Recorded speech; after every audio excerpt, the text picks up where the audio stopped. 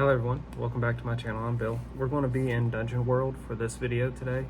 We're continuing just exploring the Dungeon World rules and the game setup. In this one, we're going to go over their first game session. It's a couple of pages, so this is going to be a little bit of the longer videos out of Dungeon World. And then future videos I'll go over fronts, because I believe any of us, even if you're not playing Dungeon World, could benefit from making fronts for your game and keeping your things organized. So without further ado, let's start diving into the first session. The first session of a game of Dungeon World begins with character creation. Character creation is also world creation. The details on the character sheets and the questions that you ask establish what Dungeon World is like, who lives in it, and what's going on. This section is for GM, so it's addressed to you, the Game Master. For the players, the first session is just like every other. They just have to play their characters like real people and explore Dungeon World. You have to do a little more in the first session. You establish the world and the threats the players will face. Prep. Before the first session, you'll need to print some stuff, print off a few copies of the basic moves, one copy of each class sheet double-sided, one copy each of the cleric and wizard spell sheets double-sided, the GM sheet. You also need to read this whole book, especially the sections on GMing, GM moves, and the basic moves. It's a good idea to be acquainted with the class moves too, so you can be prepared for them. Be especially sure to read the rules for fronts, but don't create any yet. Think about fantastic worlds, strange magic, and foul beasts. Remember the games you played and the stories you told. Watch some movies, read some comics, get heroic fantasy into your brain. What you bring to the first session, idea-wise, is up to you. At the very least, bring your head full of ideas. That's the bare minimum. If you like, you can plan a little more. Maybe think of an evil plot and who's behind it, or some monsters you'd like to use. If you got some spare time on your hand, you can even draw some maps. But remember, from your principles, leave blanks. And imagine specific locations. The one thing you absolutely can't bring to the table is a planned storyline or plot. You don't know the heroes or the world before you sit down to play, so planning anything concrete is just going to frustrate you. It also conflicts with your agenda. Play to find out what happens.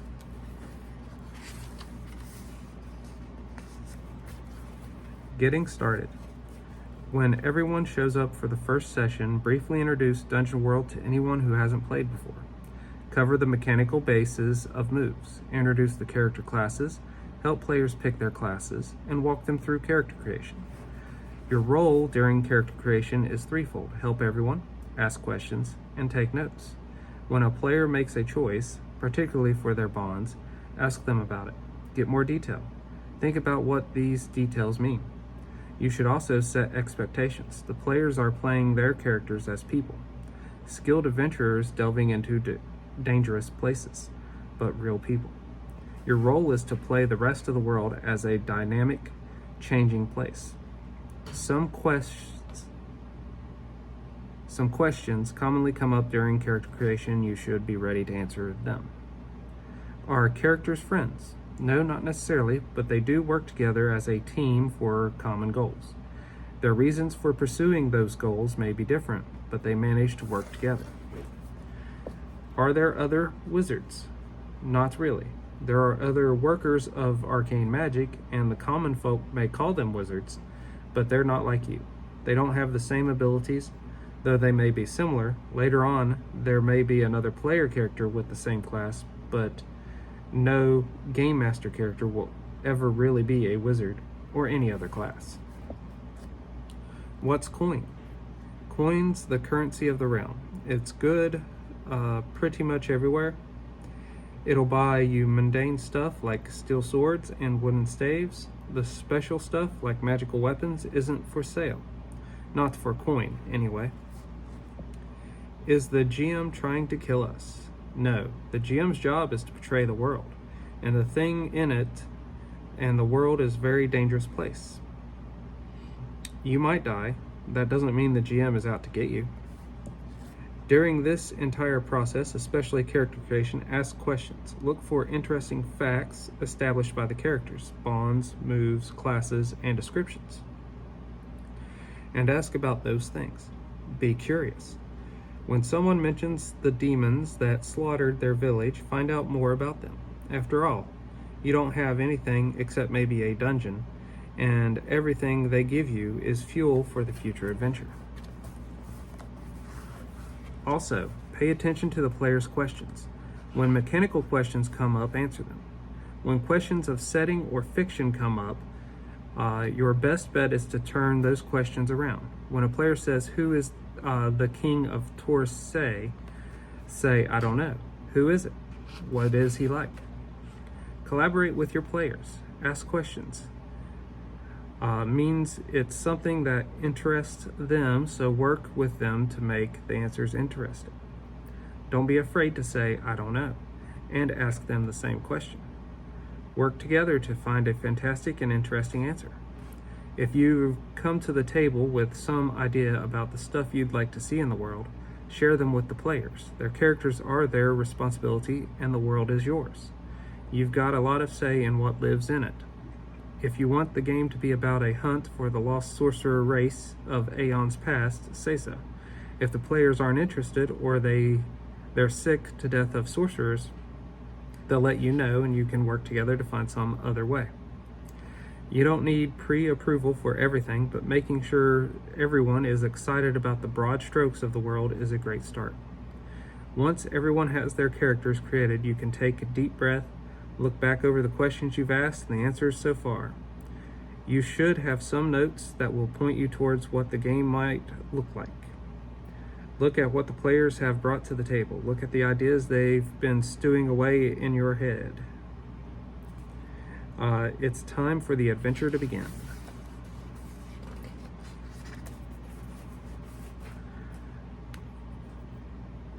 The first adventure. The first adventure is really about discovering the direction that future sessions will take. Throughout the first adventure, keep your eyes out for unresolved threads. Note dangerous things that are mentioned but not dealt with. These will be fuel for sessions to come. Start the session with a group of player characters, maybe all of them, in a tense situation. Use anything that demands action. Outside the entrance to a dungeon, ambushed in the field in the fetid swamp, peeking through the crack in a door at the orc guard, or being sentenced before King Levis. Ask questions right away. Who is leading the ambush against you? What did you do to make King Levis so mad? If the situation stems directly from the characters and your questions, all the better.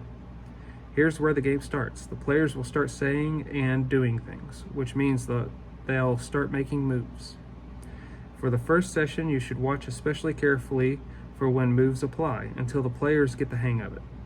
Often in the early sessions, the players will be most comfortable just narrating their actions. This is fine. When a move triggers, let them know. Say, "It sounds like you're trying to," and then walk them through the move. Players looking for direction will look to their character sheet. When a player just says, "I hack and slash him," be quick to ask, "So what are you actually doing?" Ask how, or with what. For the first session, you have a few specific goals. Establish details. Describe. Use what they have given you. Ask questions. Leave blanks. Look for interesting facts. Help the players understand the moves. Give each character a chance to shine. Introduce NPCs. Establish details. Describe. All the ideas and visions in your head don't really exist in the fiction of the game until you share them. Describe them and detail them. The first session is the time to establish the basics of what things look like, who's in charge, what they wear, what the world is like, the immediate location is like.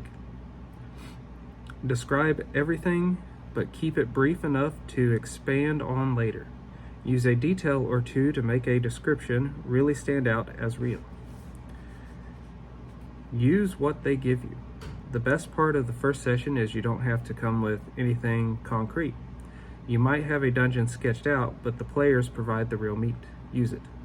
They'll emerge from the darkness of that first dungeon, and when they do, and their eyes adjust to the light, you'll have built up an exciting world to explore with their help. Look at their bonds, their moves, how they answer your questions, and use what you find to fill in the world around the characters. Ask questions. You're using what they've given you, right?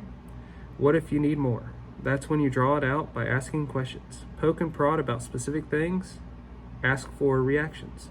What does Lux think about that? Is Avon doing something about it?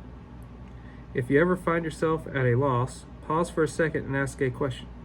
Ask one character a question about another.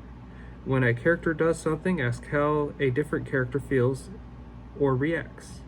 Questions will power the game and make it feel real and exciting. Use the answers you find to fill in what might happen next. Leave blanks. This is one of your principles, but it's especially true during the first session. Every blank is another cool thing waiting to happen. Leave yourself a stock of them. Look for interesting facts.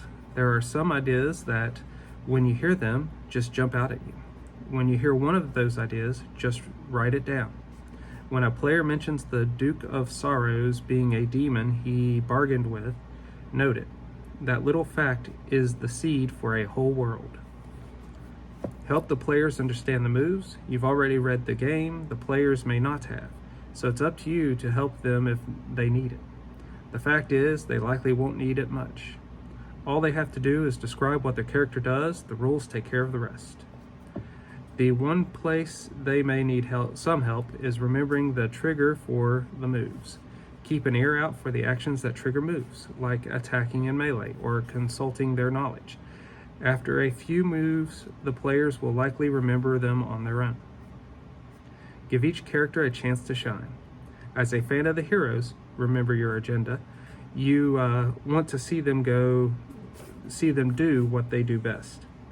Give them a chance at this, not by tailoring every room to their skills, but by portraying a fantastic world.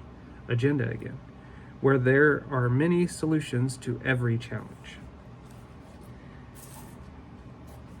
Introduce NPCs. NPCs bring the world to life. If every monster does nothing more than attack and every blacksmith sets out their wares for simple payment, the world is dead.